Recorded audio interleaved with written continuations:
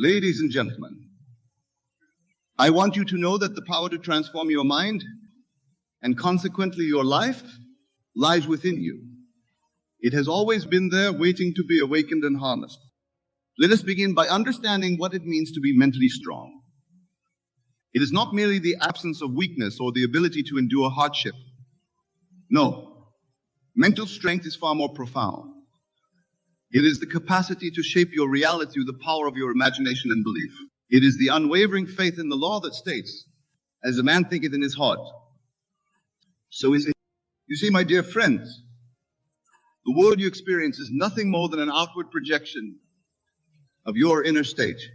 Your thoughts, beliefs, and assumptions create the fabric of your reality. Therefore, to become mentally strong is to gain mastery over your inner world, to cultivate a mind that is aligned with your deepest desires and highest aspirations. Now you might be wondering, how do I achieve this mental strength?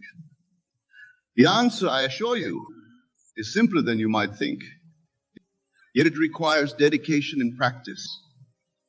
The first step is to recognize the immense power of your imagination. Your imagination is not some frivolous faculty meant for idle daydreaming. It is the very workshop where you forge your destiny. Neville Goddard once said, man's imagination is God's redemptive power in man. This statement encapsulates a profound truth that your imagination is the key to transforming your life. When you learn to use your imagination deliberately and consistently, you tap into a power that can move mountains, part seas, and reshape your entire existence. But how does one use imagination effectively? The secret lies in what I call living in the end. This means that you must imagine and feel the reality of your desire as if it were already accomplished. You must step into the state of the wish fulfilled, embodying the thoughts, feelings, and beliefs of the person who has already achieved what you desire. Let me give you an example.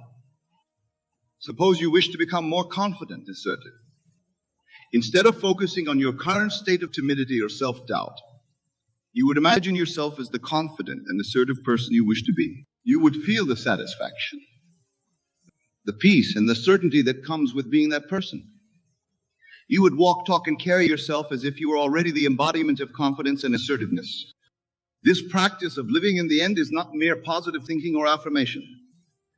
It is a profound psychological and spiritual exercise that aligns your entire being with your desired state. As you persist in this practice, you will find that your outer world begins to conform to your inner vision. This is the law of assumption at work. What you assume to be true becomes true in your experience. Now, some of you might be thinking, but Neville, how can I imagine something that seems so far from my current reality? This is where mental strength truly comes into play. It requires discipline and persistence to hold on to your vision in the face of contrary evidence. It demands that you trust in the unseen reality of your imagination more than the apparent facts of your physical senses. Remember, my friends, that what you see in the world around you is nothing more than the outpicturing of past thoughts and beliefs. It is the harvest of seeds planted in the past. But at this very moment, you have the power to plant new seeds, to imagine a new reality to being. This is the essence of mental strength. The ability to hold steadfast to your vision, regardless of present circumstances. Let us delve deeper into this concept.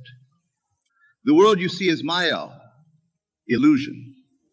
It is a shadow play, a reflection of your consciousness. When you truly grasp this truth, you will understand that to change your world, you need only change your consciousness. This is where the practice of revision becomes invaluable. Revision is the art of reimagining past events in a way that aligns with your desires. If you have experienced failure or disappointment, instead of dwelling on these experiences and reinforcing them in your consciousness, you can revise them. Imagine how you would have preferred the situation to unfold. Feel the joy and satisfaction of this revised scenario as if it had actually happened. This practice of revision is not about denying reality or living in fantasy. It is about understanding the fluid nature of time and memory and using this understanding to your advantage. By revising the past in your imagination, you alter the trajectory of your future. You plant new seeds in the fertile soil of your subconscious mind seeds that will inevitably sprout and bear fruit in your experience. As you engage in these practices, living in the end and revision, you will begin to notice a shift in your mental state. You will find yourself becoming more resilient, more optimistic, more certain of your power to shape your reality. This is mental strength in action. It is the ability to maintain a positive and purposeful state of mind, regardless of external circumstances. But let me be clear, my dear friends. Mental strength is not about forcing things to happen through sheer willpower. It is not about struggling against the current of life. Rather, it is about aligning yourself with the natural flow of creation. It is about understanding and applying the laws that govern the universe. One of these fundamental laws is the law of assumption. This law states that whatever you assume to be true will be manifested in your reality. Your assumptions, whether conscious or unconscious, shape your world. Therefore, to become mentally strong, you must become aware of your assumptions and learn to consciously choose those that serve your highest good. For instance, if you assume that life is a struggle and that success is hard to come by, you will experience a reality that confirms these assumptions. On the other hand, if you assume that life is abundant and that success comes easily to you, your experience will reflect these beliefs. The key is to become aware of your assumptions and to deliberately choose those that align with your desires. This process of becoming aware of it, changing your assumptions, requires mental discipline. It demands that you become the watchman at the gate of your mind, carefully monitoring the thoughts and beliefs you allow to take root in your consciousness. This vigilance is a hallmark of mental strength. Now, you might be wondering, how do I change deeply ingrained assumptions and beliefs? The answer lies in the practice of what I call the law of reversibility. This law states that while feelings follow thoughts, thoughts also follow feelings. In other words, by deliberately inducing the feeling state associated with your desire, you can evoke thoughts and assumptions that align with that state. Let me explain this further. Suppose you want to cultivate an assumption of abundance. Instead of trying to force yourself to think abundant thoughts, you would induce the feeling of abundance. You would imagine what it feels like to be abundantly supplied in all areas of your life. As you persist in this feeling, you will find that thoughts of lack and scarcity naturally fall away, replaced by thoughts and assumptions of abundance. This practice of inducing feeling states is a powerful tool for mental strength. It allows you to bypass the resistance of your rational mind and directly influence your subconscious, where your deepest beliefs and assumptions reside. As you master this technique, you will find yourself becoming more adept at shaping your mental state at will. But remember, my friends, mental strength is not about suppressing or denying negative emotions. It is about understanding the transient nature of all emotional states and learning to navigate them skillfully. When challenging emotions arise, acknowledge them, but do not identify with them. See them as passing clouds in the vast sky of your consciousness. This ability to observe your emotions without being consumed by them is a crucial aspect of mental strength. It allows you to maintain your chosen state of consciousness even in the face of adversity. It enables you to respond to life's challenges from a place of clarity and purpose rather than reacting from a place of fear or anger. As you cultivate this observational stance, you will begin to notice the gap between stimulus and response. In this gap lies your power to choose your reaction. This is where true freedom resides. As you become more aware of this gap, you will find yourself becoming less reactive and more responsive to life's events. Now, let us discuss another vital aspect of mental strength: the power of your self-talk. The conversations you have with yourself shape your reality in profound ways. Therefore, to become mentally strong, you must become acutely aware of your inner dialogue and learn to direct it consciously. Many people unconsciously engage in negative self-talk, constantly criticizing themselves and reinforcing limiting beliefs. This negative self-talk is like a poison that corrupts your mental and emotional state. To counteract this, you must learn to speak to yourself with kindness and encouragement. But it's not enough to simply replace negative self-talk with positive affirmations. You must go deeper. You must speak to yourself from the perspective of your ideal self, the version of you that has already achieved what you desire. This is not about deceiving yourself, but about aligning your inner dialogue with your highest vision for yourself. For instance, instead of saying, I hope I can become more confident, you would say, I am confident and self-assured in all situations. Instead of saying, I'll try to be more successful, you would say, I am successful in all my endeavors. This shift in language might seem subtle, but its effects are profound. It aligns your conscious mind with your subconscious, creating a powerful synergy that propels you towards your goals. Remember, my dear friends, the words you speak to yourself are like seeds planted in the fertile soil of your subconscious mind. Choose these words carefully, for they will grow and bear fruit in your experience. This conscious use of language is a hallmark of mental strength. Now let us delve into another crucial aspect of mental strength: the power of focus. Your ability to direct and sustain your attention is a key determinant of your mental state and, consequently, your life experience. In a world filled with distractions, the capacity to focus your mind is more valuable than ever. But what should you focus on? The answer is simple yet profound. Focus on what you want, not on what you don't want. This might seem obvious, but many people spend their mental energy dwelling on their problems, fears, and limitations. They focus on what's wrong in their lives rather than on what they wish to create. Remember, my friends, energy flows where attention goes. Whatever you consistently focus on will expand in your experience. Therefore, to become mentally strong, you must train your mind to dwell on your desired outcomes, on the life you wish to create, on the person you aspire to be. This doesn't mean ignoring problems or challenges when they arise. It means approaching them from a solution-oriented mindset. Instead of fixating on the problem, focus your attention on finding a solution. Ask yourself empowering questions like, how can I turn this situation to my advantage? Or what opportunity for growth does this challenge present? As you cultivate this habit of focused attention, you will find your mental strength growing. You will become less reactive to external circumstances and more proactive in shaping your reality. You will develop a sense of inner calm and certainty that allows you to navigate life's ups and downs with grace and poise. Now, let us discuss another vital aspect of mental strength: the power of persistence. The ability to persist in your chosen course of action despite obstacles and setbacks is a hallmark of a strong mind. It is easy to maintain a positive mental state when things are going well. The true test of mental strength comes when you face adversity. Persistence doesn't mean stubbornly pushing against immovable obstacles. It means maintaining your faith in your vision, even when the external evidence seems to contradict it.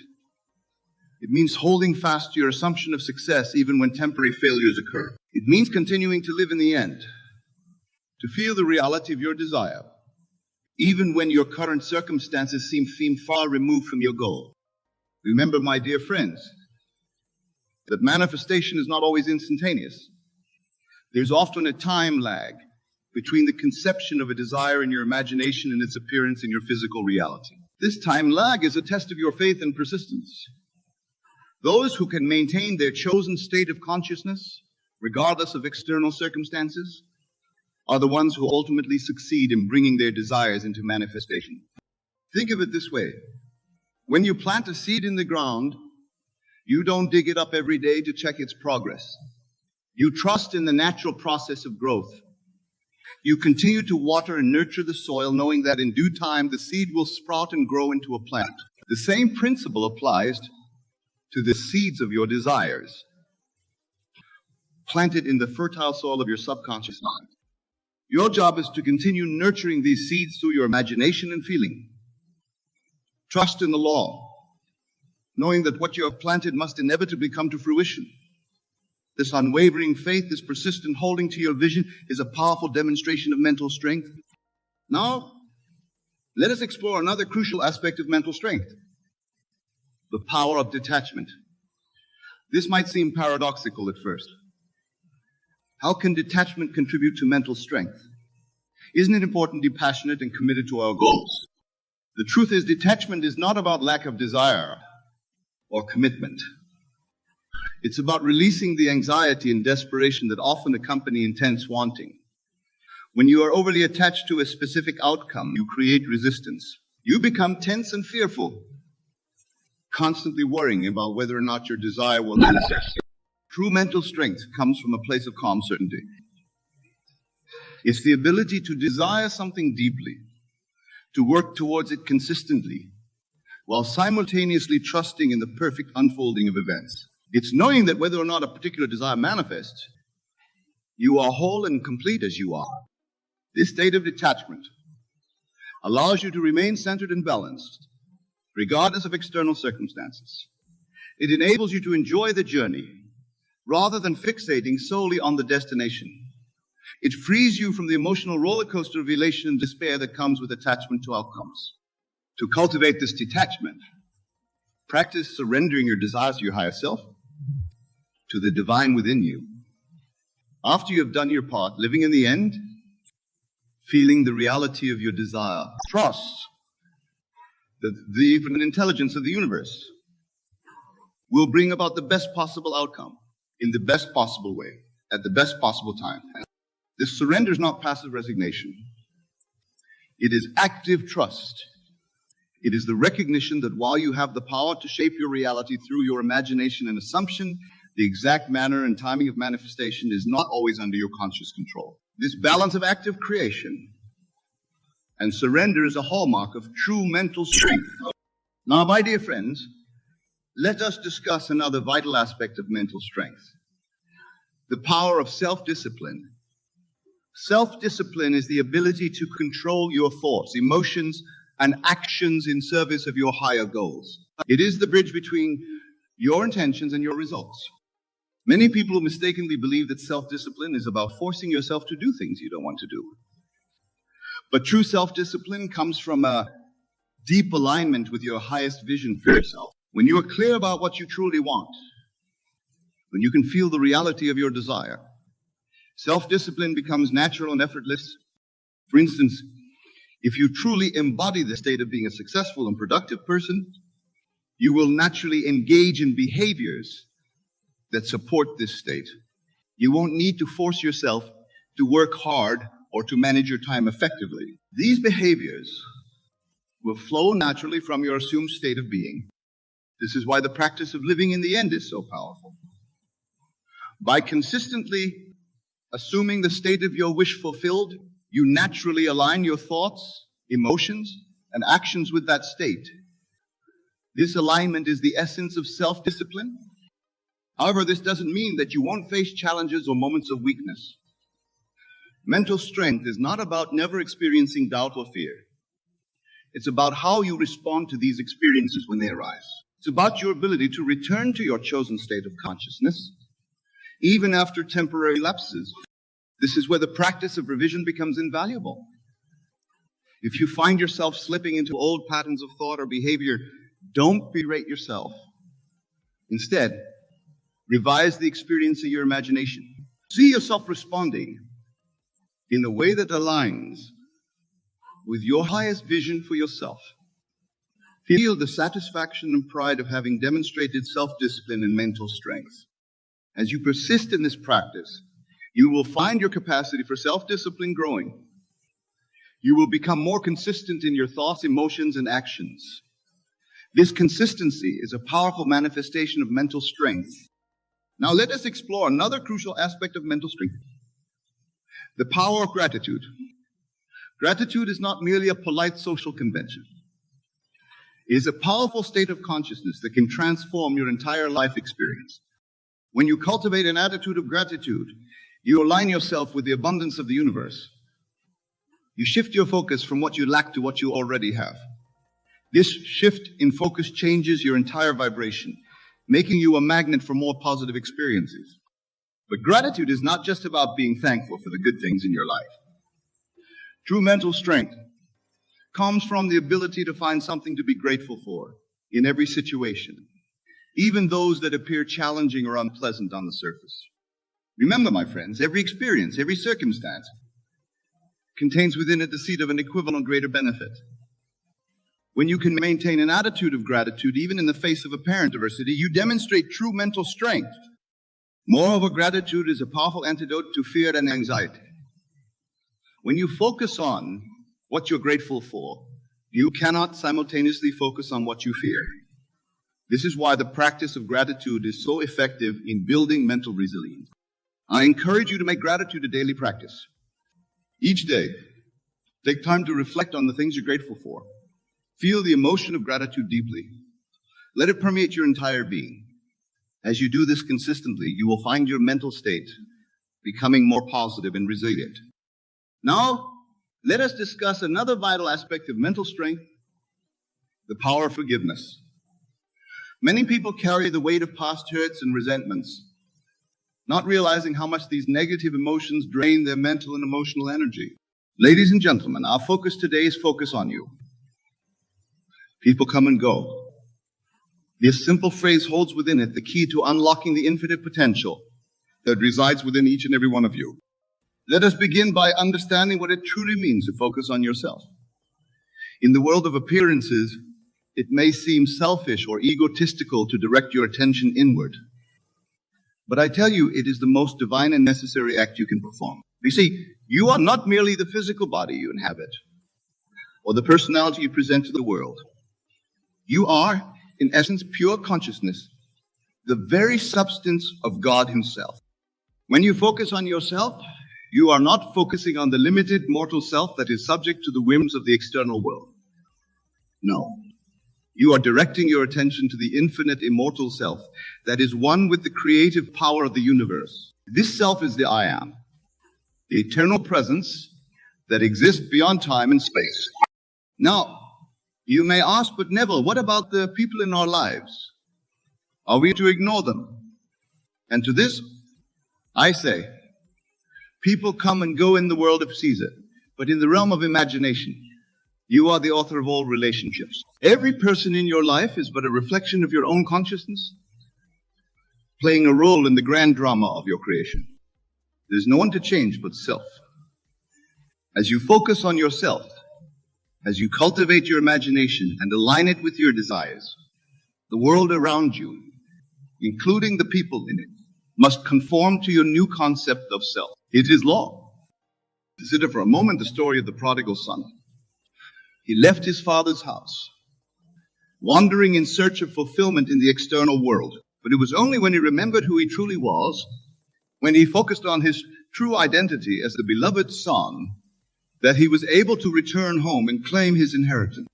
You, my dear friends, are on a similar journey. You have wandered in the world of effects, seeking validation and fulfillment from others. But I tell you, the kingdom is within you. As you turn your attention inward, as you focus on the divine self within, you will find that all you have ever sought is already yours. Now let us delve deeper into the nature of this focus. When I speak of focusing on yourself, I'm not referring to mere positive thinking or affirmations. I'm speaking of a profound shift in consciousness, a complete reorientation of your entire being towards your desired state. This focus is achieved through the power of imagination. For imagination is not a flight of fancy or idle daydreaming. It is the very substance of reality, the creative power of God in action. When you imagine, you are literally molding the substance of the universe according to your will.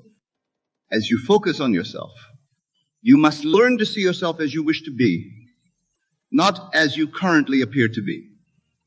This is the art of revision, of rewriting your past and present to align with your desired future. For time is merely a concept in the world of Caesar. In the realm of imagination, all is now. Imagine yourself as the person you wish to be. See yourself embodying the qualities you admire, living the life you desire. Feel the joy, the satisfaction, the fulfillment of being this version of yourself. This is not mere visualization. This is the act of entering into the state of the wish fulfillment. As you persist in this state, as you continually focus on this ideal version of yourself, you will find that your external world begins to shift. People and circumstances will rearrange themselves to match your new concept of self. Some may leave your life, while new individuals who resonate with your new state will enter. Remember, people come and go. But you, the operant power, remain constant. You are the unchanging awareness upon which all change takes place. As you focus on yourself, on your true identity as pure consciousness, you become unshakable, unmoved by the comings and goings of the external world. Now, some of you may be thinking, but Neville, I have tried to focus on myself, to imagine a better life, and yet nothing has changed. To this I sigh. Persistence is key. You must persist in the assumption that you are already the person you wish to be, that you already have what you desire. Consider the biblical story of Joshua and the walls of Jericho. For 6 days, Joshua and his army marched around the city walls, seemingly to no effect. But on the 7th day, as they persisted in their march and sounded their trumpets, the walls came tumbling down. Your desired state, your ideal self, is Jericho. The walls that seem to separate you from it are merely illusions created by your current concept of self. As you persist in your new assumption, as you continue to focus on your ideal self, these walls will inevitably crumble. But remember, the feeling is the secret. It is not enough to merely visualize or affirm your desired state. You must feel the naturalness of being in that state. You must embody the emotions, the sensations, the inner conviction of already being the person you wish to be. As you cultivate this feeling, as you make it more and more real to yourself, you will find that the external world has no choice but to conform. For the outer world is nothing more than a shadow, a reflection of your inner state of consciousness. Now, let us address the second part of our topic. People come and go. This statement holds within it a profound truth about the nature of reality and your role as the creator of your experience. In the world of Caesar, relationships appear to be external to us. We believe that people enter and leave our lives based on circumstances beyond our control. But I tell you, this is an illusion. Every person in your life is there because you have called them forth through your consciousness. You are the author of your life story, and every character in it is playing a role that you have assigned. Some are there to challenge you, to push you towards growth. Others are there to support and nurture you. Some may stay for a lifetime, while others may be present for just a moment. But understand this, no one has the power to enter or leave your life without your consent. Your consent may not be conscious in the world of Caesar, but at the level of your true self, your divine imagination, you are always in control. As you focus on yourself, as you shift your concept of self, you will naturally attract people who resonate with your new state. Those who no longer align with your new consciousness may fall away. This is not a loss, but a natural consequence of your growth and evolution. Think of yourself as a radio. As you tune to a new frequency, a new station, you naturally lose reception of the old station. The old station hasn't ceased to exist. You have simply tuned to a different broadcast. Similarly, as you tune your consciousness to a new state, you naturally attract experiences and people that match that frequency. This understanding liberates you from the fear of loss or abandonment. For you realize that you are never truly losing anyone. You are simply shifting your focus, tuning to a new station that better aligns with your desired state of being. Moreover, this knowledge empowers you to consciously create the relationships you desire. Instead of seeking validation or fulfillment from others, you recognize that all relationships are reflections of your relationship with yourself. As you focus on cultivating the qualities you wish to experience in your relationships within yourself, you will naturally attract individuals who embody these qualities. For instance, if you desire a loving partnership, focus on embodying love yourself. Feel the love you wish to receive. Imagine yourself in the state of being deeply loved and appreciated. As you persist in this state, you will find that either your current relationships transform to match this new vibration, or new relationships that embody this love will enter your life. Remember, the external world is dead. It has no power to create or to destroy. All power lies within you, within your consciousness. People do not come and go of their own accord. They enter and exit the stage of your life in perfect accordance with your beliefs and assumptions. This understanding frees you from the need to manipulate or control others. You no longer need to chase after people or cling to relationships out of fear. Instead, you focus on cultivating your ideal state of being, knowing that the right people and circumstances will naturally align with this state. Now, some of you may be thinking, but Neville, what about free will? Don't others have the power to choose whether they want to be in our lives? To this I say, there's only one consciousness, one God, one I am. What appears as separate individuals are merely different aspects of this one consciousness, playing different roles in the grand drama of life. Your job is not to control the actions of others, but to control your own imagination, your own assumptions. As you do this, you will find that others naturally play the roles that align with your assumption. This is not a violation of their free will, but a harmonious dance of consciousness where all parts play their perfect role in the unfolding of your creation. Let us delve deeper into this concept of focusing on yourself, while understanding that people come and go. Imagine, if you will, that you are the director of a grand play. This play is your life, and you are not only the director, but also the lead actor. Every other character in this play, every person you encounter is there to serve the story you are telling. As the director, you have the power to rewrite the script at any moment. You can change the setting, alter the dialogue, and even replace the supporting cast. This is the essence of focusing on yourself. You are not at the mercy of the script or the other actors. You are the creator, the author of your own experience. When you truly grasp this truth, you will no longer be swayed by the comings and goings of others. You will understand that each person who enters your life is there to play a specific role in your unfolding story. Some may have leading roles that span much of your life's journey, while others may have brief cameo appearances. But all are there by your invitation, summoned by your consciousness to play their part. Now you may ask, but Neville, how can I control who enters and exits my life?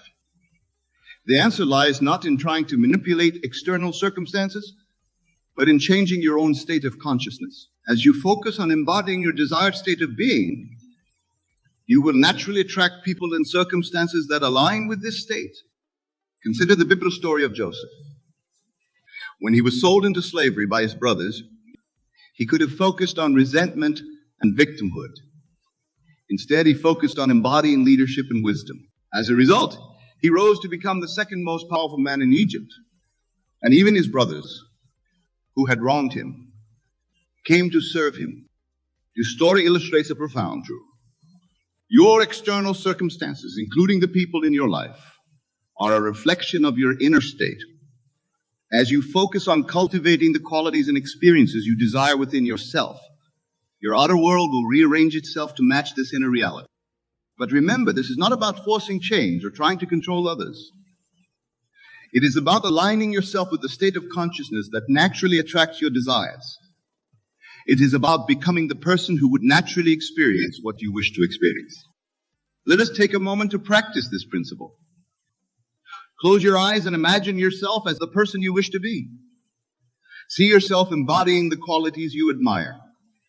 Feel the joy, the confidence, the peace that comes with being this version of yourself. Now, from this state, imagine the kind of people who would naturally be in your life. Don't try to force specific individuals into this vision. Simply feel the quality of relationships that would naturally align with this version of you. As you open your eyes, carry this feeling with you. Let it inform your interactions, your decisions, your very way of being in the world. As you persist in this state, you will find that your relationships begin to shift. Some people may fall away, while new individuals who resonate with your new state will enter your life. This is the natural ebb and flow of relationships when you are focused on your own growth and evolution. It is not something to fear or resist, but to embrace as part of your journey of self-realization. Now, let us address a common concern that arises when we speak of focusing on oneself. Some may worry that this approach is selfish or that it neglects the needs of others. But I tell you, there is no greater gift you can give to the world than to fully realize your own divine nature. As you focus on cultivating your highest self, you become a beacon of light for others. You inspire by your very being. You lift others up not through effort or sacrifice, but through the natural radiance of your realized self. Moreover, as you focus on yourself, you come to understand that there is no others to neglect. All is one. The person you see is separate from you, but another aspect of the one consciousness that you are is you elevate your own consciousness. You elevate the consciousness of all. I and my Father are one. This is not a statement of egotism, but a recognition of the fundamental unity of all existence. As you focus on realizing this truth within yourself, you naturally extend love and compassion to all beings, for you recognize them as part of yourself. This understanding transforms your relationships. You no longer seek to get something from others or to change them. Instead, you see each person as a perfect expression of the divine, playing their role in the grand tapestry of existence. You love them not for what they can give you, but for what they are, unique expressions of the one consciousness that you all share. From this place of self-realization and unity consciousness, the coming and going of people in your life takes on a new meaning. You understand that each encounter, each relationship is a divine appointment, orchestrated by your own consciousness for your growth and evolution. Some people may enter your life to challenge you, to push you towards greater self-awareness. Others may come to support and nurture you on your journey. Some may stay for a lifetime, while others may be present for just a moment. But all are perfect. All are necessary. All are you in different guises. As you focus on yourself, on realizing your true nature as pure consciousness, you become like a mighty oak tree. Your roots grow deep into the soil of being, unshaken by the winds of circumstance. People may come and go like leaves on your branches, but you remain steadfast, ever growing. This state of being is your birthright. It is the truth of who you are. As you align with this truth, as you focus on embodying it in every moment, you will find that your life transforms in ways you may have never imagined possible. But remember, this transformation does not happen overnight. It requires persistence, faith, and above all, the willingness to see yourself as you truly are, not as the limited mortal self, but as the infinite, immortal consciousness that is one with God. In your daily life, practice seeing beyond appearances. When you encounter another person, whether they are playing a positive or challenging role in your life, silently acknowledge the divine within them. See them not as separate from you, but as another aspect of the one consciousness that you are. As you do this, you will find that your relationships take on a new depth and meaning. You will no longer be swayed by the opinions or actions of others, for you will recognize that all as you pushed out, every person, every circumstance, is a reflection of your own consciousness. This understanding gives you tremendous power. For if all is you pushed out, then by changing yourself, you change your entire world. This is the essence of focusing on yourself. It is not about ignoring others or becoming self-absorbed. It's about recognizing that the key to transforming your life and your relationships lies within you. As you focus on embodying your higher self, as you align with the truth of your being, you will find that the right people naturally gravitate towards you. Those who resonate with your new vibration will enter your life, while those who no longer align with your energy may fall away. This process is natural and necessary. It is the universe, which is none other than your own expanded self, reorganizing itself to match your new state of consciousness. Trust in this process. Know that everyone who enters or exits your life is doing so in perfect divine timing, serving the highest good of all involved. Now let's explore how this understanding can be applied to specific areas of your life. In your romantic relationships, for instance, instead of seeking the perfect partner outside of yourself, focus on embodying the qualities you desire in a relationship. Feel the love, the joy, the companionship you wish to experience. As you persist in this state, you will find that either your current relationship transforms to match this new vibration, or if you're single, the right partner who embodies these qualities will naturally be drawn into your life. Remember, your outer world must conform to your inner assumptions. It is law in your professional life.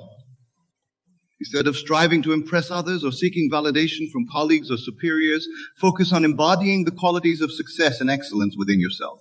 Feel the satisfaction of doing work you love, of being recognized for your contributions, of achieving your goals.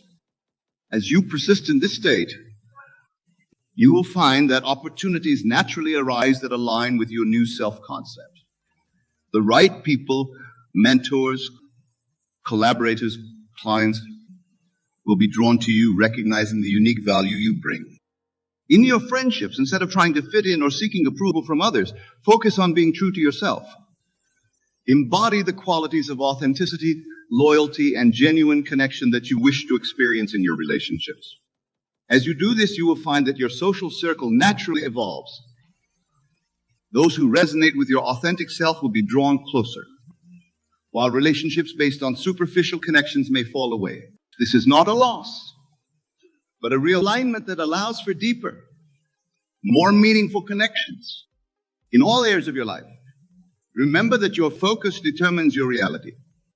Where you place your attention, your energy flows by focusing on yourself, not the limited self of the ego, but your true self as pure consciousness.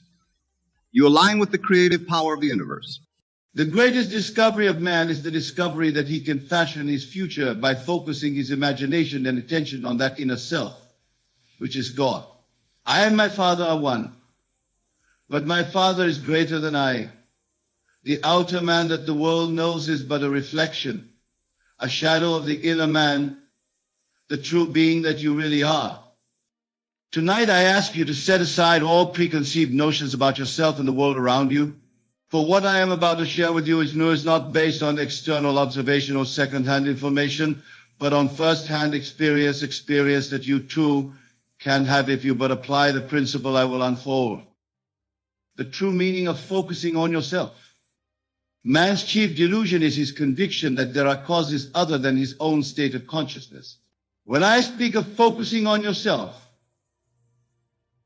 I do not mean the ego self that is concerned with appearances, with what others think, with social status or material possessions. No, I speak of that deeper self, that inner being that is one with God. To focus on yourself means to recognize and claim your divine nature. It means to understand that you are not a body or a mind, but pure consciousness, pure awareness. And this consciousness, this awareness is God. The kingdom of God is within you. Many of you come to me and ask how to change your circumstances, how to improve your lot in life, how to attract love, wealth, health, or success. And I say to you, the only way to change your outer world is to first change your inner world, your state of consciousness. The whole vast world is but a response to your conscious and conscious assumptions. The conditions, circumstances, and events of your life are but reflections thrown upon the screen of space by the projector of your mind. Change the film, change the projection. Change your assumptions, change your world. The power of assumption. Now, let me clarify what I mean by assumption. An assumption is not a wish or a hope, or even a belief in the ordinary sense. An assumption is a state of consciousness that is lived in, felt, and embodied as though it were already true. When you focus on yourself, on your true self, you are focusing on your power to assume states of consciousness. This is the greatest power in the world, for it is the power that shapes destiny. Every state of consciousness seeks expression. Like a seed, it contains within itself all that is needed for its full manifestation. Plant the seed of a new assumption in the fertile soil of your consciousness. Water it with attention and faith, and it will unfold according to its nature. If you assume that you are wealthy, the outer world must rearrange itself to conform to that assumption. If you assume that you are loved, circumstances must shift to reflect that state. If you assume that you are healthy, strong, confident, or successful, those states must externalize themselves in your experience. But remember, the law does not operate tomorrow, but today, now.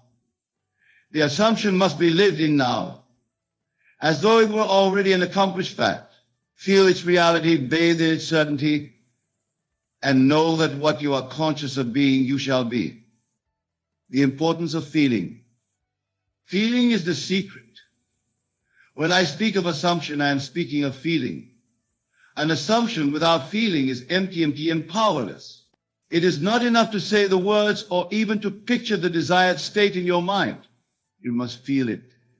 Feel as though it were already true. How would you feel if your desire were already fulfilled? What emotions would course through your being? What sensations would you experience? This feeling is the creative power, the living substance that will clothe itself in the form of your assumption. Many fail in their attempts to change their lives because they separate their mental pictures from their feelings.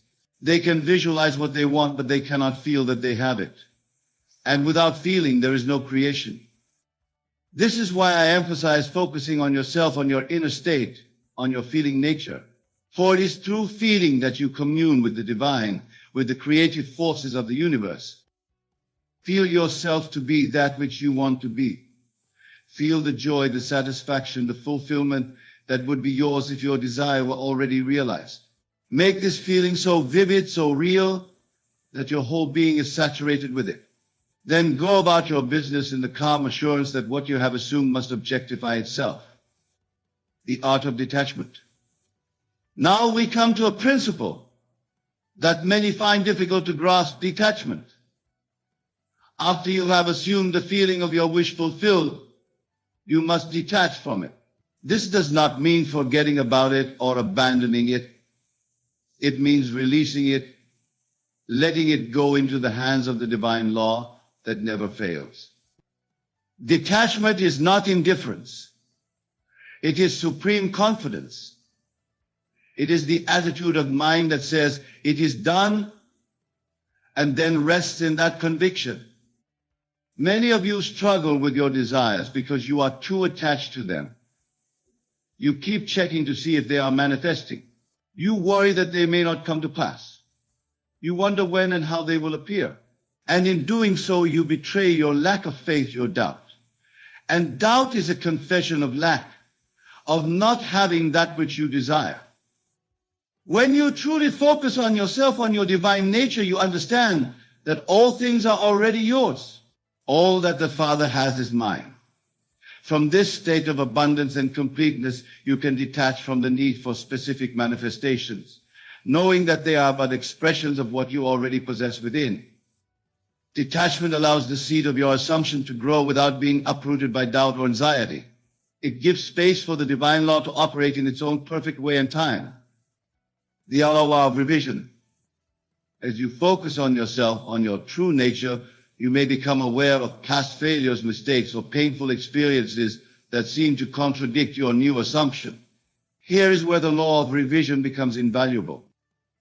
Revision is the art of mentally rewriting the past. It is not denial or suppression, but a creative reimagining based on the understanding that time is not what it appears to be. The past exists only in memory, and memory can be changed. If there are events in your past that trouble you, that seem to stand as barriers to the realization of your desires, revise them. See them differently. Imagine that they happened in a way that supports rather than contradicts your present assumption. For instance, if you were rejected in the past but now wish to assume the state of being loved, revise that rejection. Replace it in your imagination with acceptance, with love, with the response you would have preferred. Feel the truth of this revised version until it becomes more real to you than the original memory. This is not self-deception. It is awakening to the fluid nature of consciousness and time. Time is purely psychological. It is what you are thinking of. And since thought can be changed, so can the past, at least in its effects on your present and future. By revising the past, you release its hold on your consciousness, freeing yourself to assume new states without the contradiction of old memories and limiting beliefs. The Sabbath. Sabbath. In the Bible, we read of the Sabbath, the day of rest. But the Sabbath is not a day of the week. It is a state of consciousness. It is that moment when you have done all that you can do by assuming the feeling of your wish fulfilled. And now you rest in the certainty of its manifestation. The Sabbath is entered when work is finished, when your assumption is complete, when you have succeeded in feeling the reality of your desire. Then, like God on the seventh day, you rest, knowing that what you have created in consciousness must objectify itself in experience. Too many of you never enter the Sabbath. You continue to labor in consciousness, to strive and struggle and worry, never allowing your creation to take form. You keep interfering with the natural process of manifestation through doubt, anxiety, or further effort. But when you truly focus on yourself, on your divine self, you know when to work and when to rest. You know that there remaineth a rest for the people of God, and that this rest is the attitude of complete faith and confidence that follows successful assumption. Enter the Sabbath. Having assumed the feeling of your wish fulfilled, rest in the knowledge that the seed has been planted and the harvest is sure. Allow the divine law to bring forth your creation in its own perfect way and time. The false god of circumstances. Now let me address a great obstacle that prevents many from focusing on their true self, the false god of circumstances. This idol is worshipped by most of humanity, who believe that external conditions determine their inner states. They say, when my circumstances change, when I have more money, when my health improves, when I find the right partner, then I will feel secure, peaceful, happy, or fulfilled. But this is idolatry. It is putting something other than God, other than your own consciousness, in the position of causation. The truth is the exact opposite. Your inner state, your consciousness, determines your circumstances. All that befalls a man, all that is done by him, all that comes from him happens as a result of his state of consciousness. When you focus on yourself, on your divine nature, you cease to worship the false god of circumstances. You recognize that you are the cause, not the effect, the creator, not the creature. You understand that by changing your conception of yourself, you change your experience of the world. Do not look to circumstances for evidence of your assumptions. Look only to your inner feeling, your state of consciousness. For that is the cause, and circumstances are but the shadow, the pruning shears of revision. As you focus on yourself, on your divine imagination, you must learn to use what I call the pruning shears of revision. Just as a gardener prunes a plant to encourage its growth and beauty, so must you prune the contents of your consciousness to foster the flourishing of your desires. Each night before you fall asleep, review the events of the day. If any experience contradicts the state you wish to establish, revise it. See it differently. Reimagine it as you would have preferred it to be. Did someone speak to you harshly? Revise the conversation so that their words were kind and encouraging. Did you face a disappointment or setback? Reimagine it as a success, a step forward on your path. This nightly practice of revision serves multiple purposes. It prevents the accumulation of negative impressions in your subconscious mind. It trains your imagination to create according to your wishes rather than merely reflecting external events.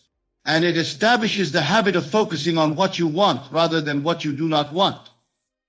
Remember, attention is the key to life. And the attention that you give to anything is the measure of the life that exists in you. By revising unwanted experiences, you withdraw your attention from them, denying them the life that would otherwise sustain and perpetuate them. The divine within. The Lord is in his holy temple.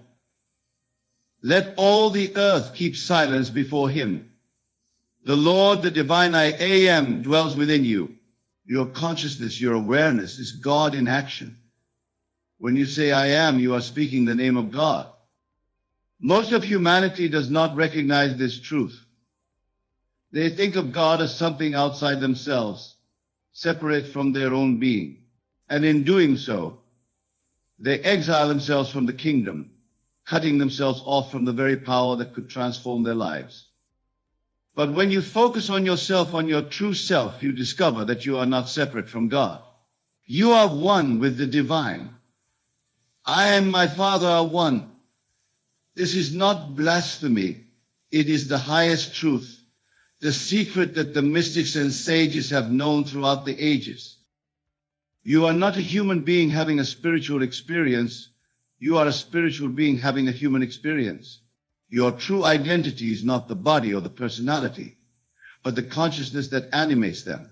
And this consciousness is God. When you know this not intellectually but experientially, you cease to look outside yourself for power or guidance or salvation.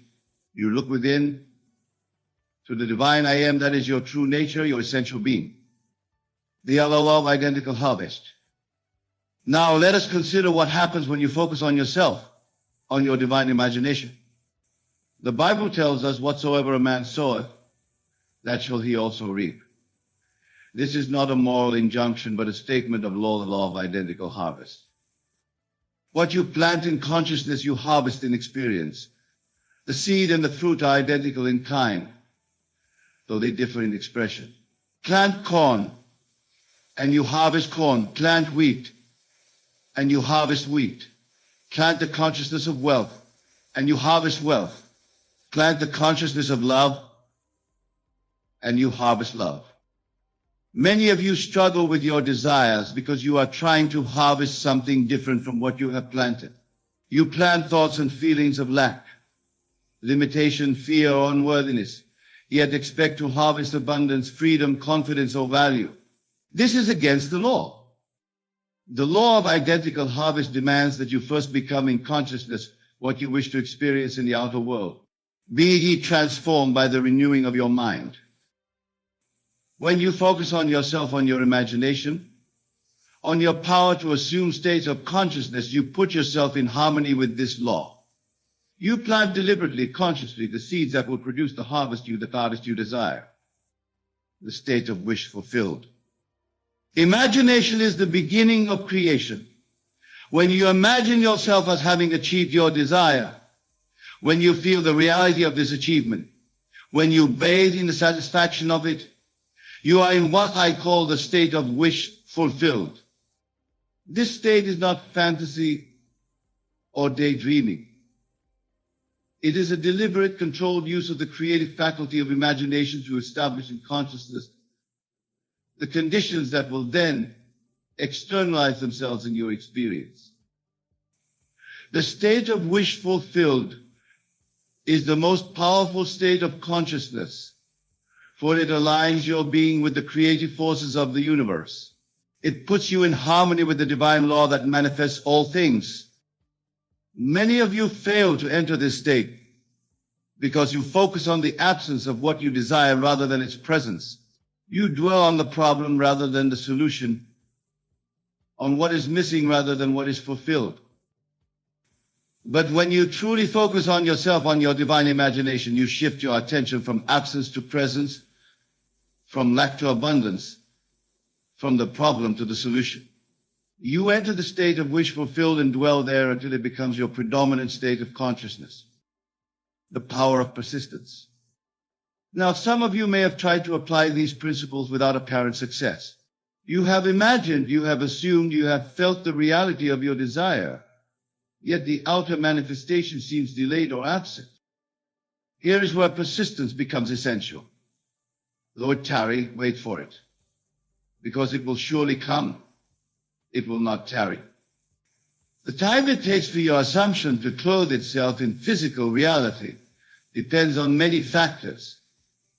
The nature of your desire, the intensity of your feeling, the strength of contrary beliefs, and the natural processes involved in manifestation.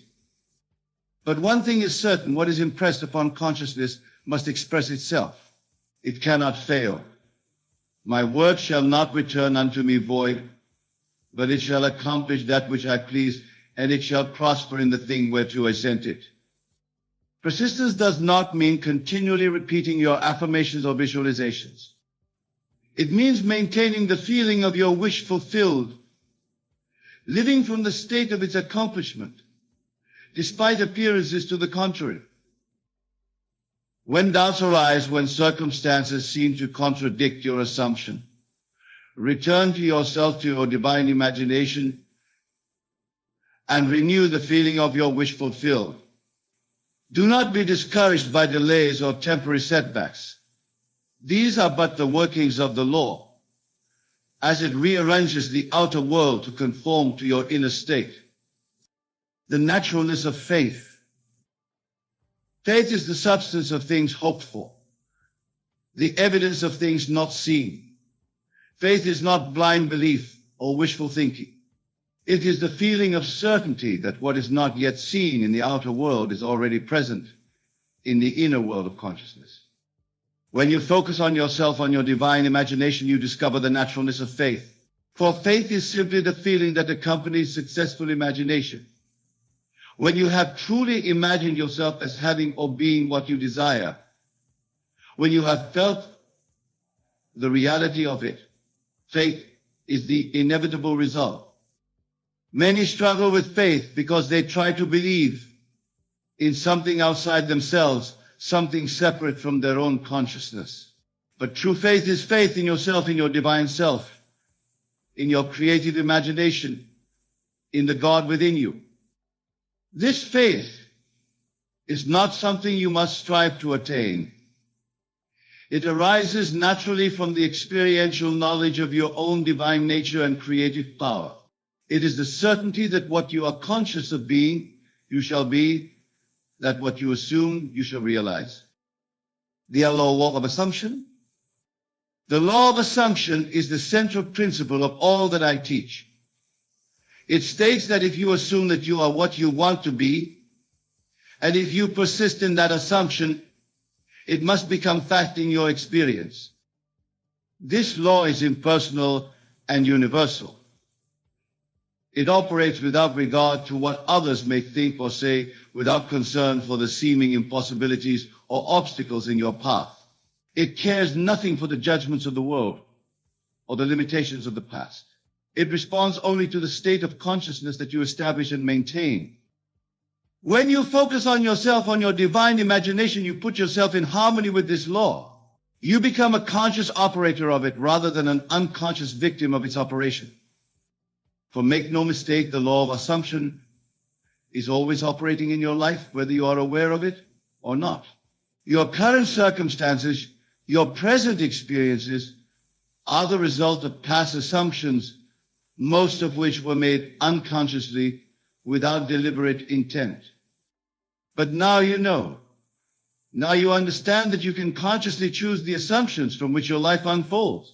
You can deliberately imagine and feel yourself to be what you want to be. And by the law of assumption, you must become it. The creative use of feeling. Feeling is the one and only medium through which ideas are conveyed to the subconscious. It is not enough to think about your desire or to picture it mentally. You must feel it. You must experience the emotion, the sensation, the mood that would be yours if your desire were already fulfilled. This feeling is the creative power, the vital substance that forms itself into the conditioned circumstances and events of your life. Without feeling, your mental images and verbal affirmations are empty shells, devoid of creative energy. Many of you separate thought from feeling, imagination from emotion. You think of what you want, but you feel its absence. You imagine having your desire, but you experience anxiety or doubt about its realization. But when you focus on yourself, on your feeling nature, you unite thought and feeling, imagination and emotion. You think from the state of having, not of wanting. You feel the reality of possession, not the pain of absence. This union of thought and feeling is the secret of successful creation. It is the alchemical marriage that produces the child of manifestation, the mystery of consciousness. All that you behold, though it appears without, it is within, in your imagination, of which this world of mortality is but a shadow. The outer world that seems so solid, so independent of you, is but the outpicturing of states of consciousness. This is the great mystery that few understand. Consciousness is the only reality. What you are conscious of being, you are. What you are conscious of having, you have. What you are conscious of experiencing, you experience. The shift from unconscious to conscious creation occurs when you focus on yourself, on your divine imagination, rather than on the shadows it casts. When you recognize that the world is responding not to your actions or your circumstances, but to your state of consciousness, to your concept of yourself. This is why two people can face the same external situation yet have entirely different experiences of it. One sees opportunity where the other sees obstacle. One feels abundance where the other feels lack. One experiences love where the other experiences rejection. The difference lies not in the situation itself, but in the consciousness through which it is perceived and experienced. When you know this, truly know it, not as intellectual concept, but as lived reality, you cease to be a victim of circumstances. You become the creator of your experience, the author of your life story. The end runs back to you, the beginning. Now, as we approach the conclusion of our discussion, I wish to remind you of a profound principle. The end runs back to the beginning. What does this mean? It means that your desired end, your goal, is already contained within you as potential, as seed. When you focus on yourself, on your divine imagination, you discover that what you seek is already present, though in latent form. Before you called, I answered. Your desire exists within you before it manifests in the outer world. This is why you can feel the reality of what does not yet appear to the senses. You can experience now what seems to belong to the future. For the future already exists in consciousness, waiting to be brought forth by your recognition and acceptance of it. When you assume the feeling of your wish fulfilled, you are not creating something new or foreign to nature. You are simply unfolding what already exists within you, bringing forth the fruit from the seed, externalizing the internal, making visible the invisible. This is the mystery of creation, that all things exist first in consciousness before they appear in time and space. That which has been is now, and that which is to be has already been. The promise of focusing on yourself. As we conclude this discourse on focusing on yourself, I wish to leave you with a promise, not my promise, but the promise of the divine law that never fails. If you will focus on yourself, on your divine imagination, if you will assume the feeling of your wish fulfilled, if you will persist in that assumption despite appearances to the contrary, if you will live from the end rather than toward it, then your assumption must harden into fact. It cannot fail. This is not positive thinking or wishful dreaming. It is the operation of an immutable law, the law by which the universe itself was created. In the beginning was the Word, and that Word was an assumption, a divine imagination that contained within itself all that would ever be. You, being made in the image and likeness of God, possess this same creative power. Your consciousness, your imagination, is the God in you, the I am, the Lord of your universe. When you know this not as concept, but as experience, you are free. Free from the limitations of the past, free from the opinions of others, free from the tyranny of circumstances. For you recognize that all these are but shadows cast by consciousness, and consciousness can be changed. Focus on yourself, on your divine self, and see what happens. See how the outer world reshapes itself to conform to your inner assumptions.